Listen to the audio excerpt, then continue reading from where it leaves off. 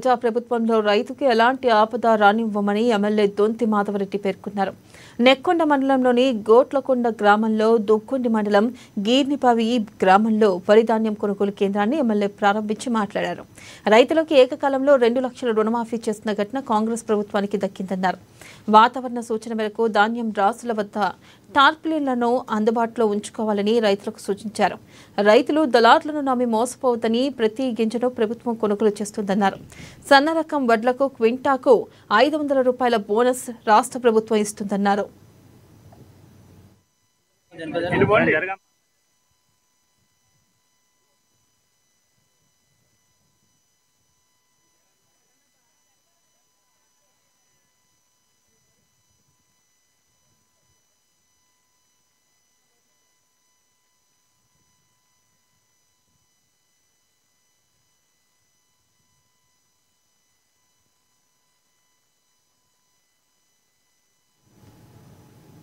ఇక ధాన్యం కొనుగోలును వేగవంతం చేసి లోడింగ్ రవాణా త్వరితగిన పూర్తయ్యేలా అధికారులు చొరవ తీసుకోవాలన్నారు.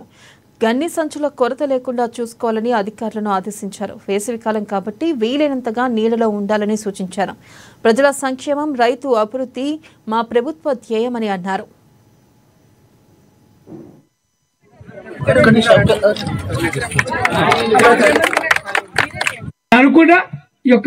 పని చేసుకుంటానికి అవకాశం ఉంది. 1000 రూపాయలు రావాలంటే 1,00,000, 1,50,000, 2 లక్షలు, 3 లక్షలు, 4 లక్షలు, 5 లక్షల రూపాయలు అయితే ఆ యొక్క చేసే పనికి వైబుల్ ఉంటుంది, ఆదాయం వచ్చేసరికి అవకాశం ఉంటుంది. ఇచ్చే అవకాశం సదుపాయం బ్యాంకుల నుంచి కలెక్టర్ గారు ఇప్పించడానికి సిద్ధంగా ఉన్నారు. మనం రెడీ లేవు. మనము పనులన్నీ కూడా చేసుకుంటానికి చాలా 100 రకాల పనులు ఉన్నాయి. 100 రకాలుగా ఏది ఇష్టమైతే, ఏది నచ్చితే, ఏది తెలిస్తే ఆ పని చేయడానికి మీరు ముందుకు రాండి. మీ అందరికి కూడా 34 సంఘాలకి 30 కోట్ల రూపాయలు ఇచ్చడానికి రానున్నారు. అనుకున్నా ఈ యొక్క పని చేసుకుంటానికి అవకాశం ఉంది.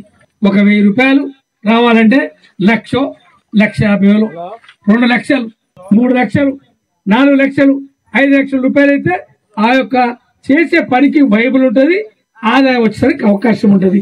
ఇచ్చే అవకాశం సదుపాయం బ్యాంకుల నుంచి కలెక్టర్ గారు ఇప్పించడానికి సిద్ధంగా ఉన్నారు. మనం రెడీ లేవు. మనము పనులన్నీ కూడా చేసుకుంటానికి చాలా 100 రకాల పనులు ఉన్నాయి. 100 రకాలుగా ఏది ఇష్టమైతే, ఏది నచ్చితే, ఏది తెలిస్తే ఆ పని చేయడానికి మీరు ముందుకు రాండి. మీ అందరికి కూడా 34 సంఘాలకి 30 కోట్ల రూపాయలు ఇచ్చడానికి రానున్నారు.